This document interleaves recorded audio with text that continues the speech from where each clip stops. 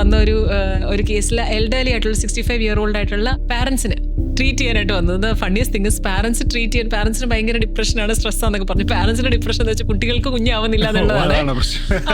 നമുക്ക് നമ്മുടെ സൊസൈറ്റിയിൽ ആ ഒരു നോം ഉണ്ടല്ലോ, കല്യാണം കഴിഞ്ഞു അടുത്ത മാസം വിശേഷമില്ലേ, വീട്ടിൽ അമ്മയടുത്തുനിന്ന് സുഖസൗകര്യം എന്താ അറിയാൻ വേണ്ടിയിട്ട് അച്ഛനടുത്തും അമ്മയടുത്തും വന്നാലും ഫസ്റ്റ് ചോദിക്കുന്നത് ട്രീറ്റ്മെന്റ് പോവാ. She is absolutely fine but she doesn't want. ഞാൻ അതാ പറഞ്ഞു, ഇവിടെ ഡബിൾ ഇൻകം നോ കിഡ്സ് എന്നുള്ളതല്ല, having A kid is A personal choice. ഒരു കുഞ്ഞ് വേണോ, പേഴ്സണൽ ചോയ്സ്. കുഞ്ഞ് വേണ്ടേ, അതും പേഴ്സണൽ ചോയ്സ്.